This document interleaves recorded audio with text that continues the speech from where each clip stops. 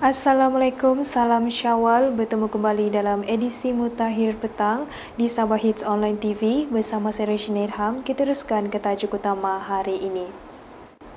Majlis Ramah Mesra Aidilfitri diadakan di Pusat Konvensyen Antarabangsa Sabah pada hari ini. Orang ramai diseru memberi maklumat yang lengkap. Dua remaja ditemui lemas di Semporna.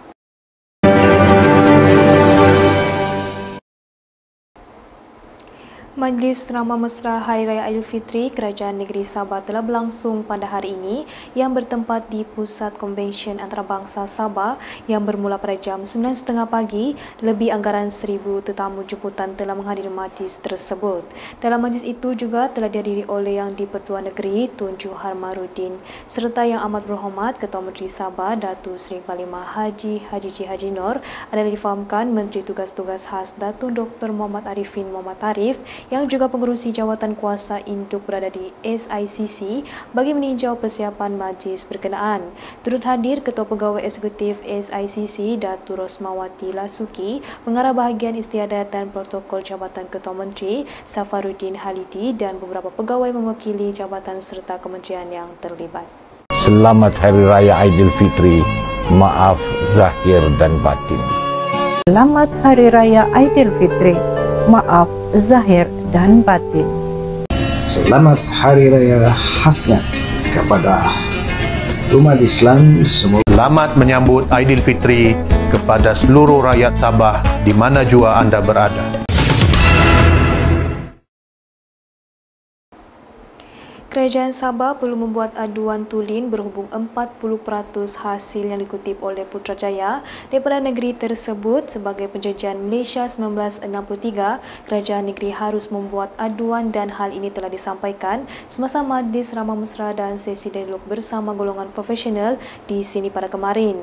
Datuk Seri Dr. Maximus Ongkili berkata beliau boleh menyelaras untuk mengadakan mesyuarat berhubung perkara itu dan sekiranya terdapat aduan mengenai kepada kerajaan pusat. Dan sementara itu Yang Amat Berhormat Ketua Menteri Sabah Datuk Seri Panglima Haji Nur telah menegaskan bahawa kerajaan Sabah tetap dengan pendirian untuk menuntut 40% hasil yang dikutip oleh kerajaan pusat daripada negeri itu.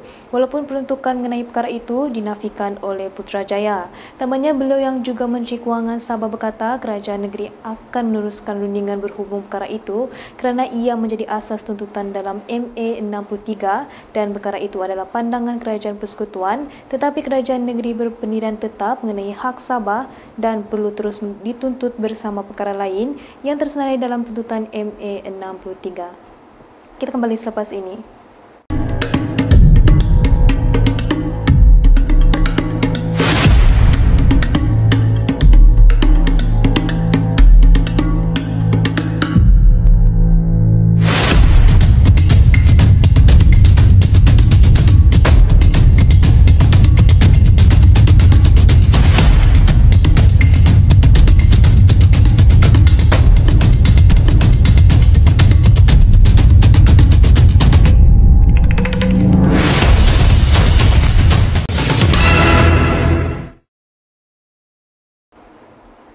Bertemu kembali. Jabatan Kesihatan Negeri Sabah sentiasa komited dalam memastikan perkhidmatan dan penyampaian rawatan berada dalam tahap terbaik terutamanya usaha untuk menyelamatkan nyawa orang ramai. Jabatan ini telah memohon kerjasama kepada semua pemanggil dan orang awam agar memberikan maklumat yang lengkap semasa membuat panggilan kecemasan. Pengarah Kesihatan Negeri Sabah Datuk Dr. Rosnani Mudin berkata untuk makluman semua jabatan ini telah membuat siasatan dengan meneliti data masa sebenar di Pangkalan Data Malaysia Emergency Response Service 999 agar pihak responder di hospital-hospital di daerah Sabah dapat bertindak dengan kadar yang munasabah.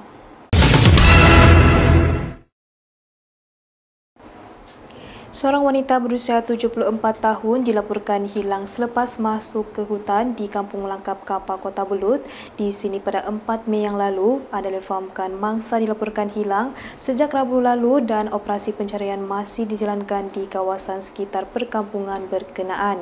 Jurucakap Bomba Sabah berkata mangsa Gorin Galais dilaporkan ke kebunnya sebelum dipercayai sesat di kawasan hutan berhampiran serta maklumat diterima selepas keluarga mangsa menghubungi Balai Bomba dan dan Penyelamat Kota Belud untuk mendapatkan bantuan pada jam 4.03 petang pada kemarin.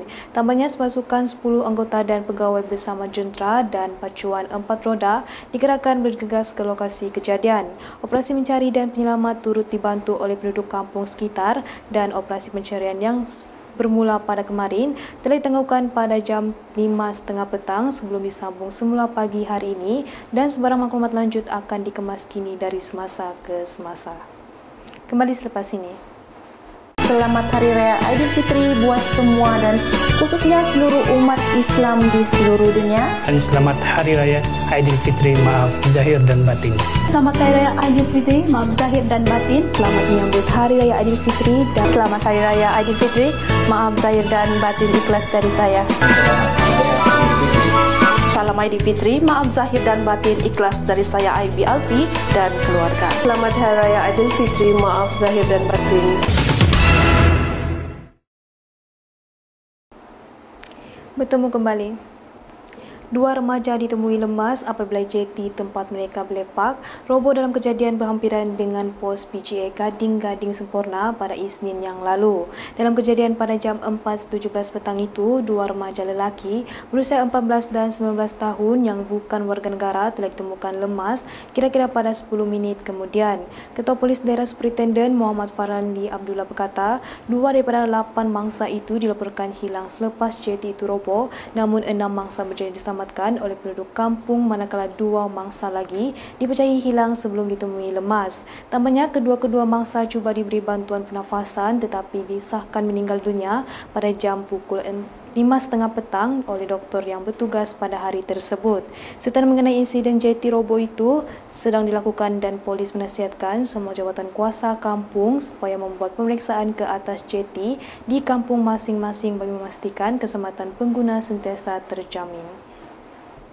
Baiklah, sekian saja berita untuk edisi petang ini. Salam Syawal, salam berhujung minggu. Saya Reshnid Ham melaporkan berita terkini di Sabah Hits Online TV.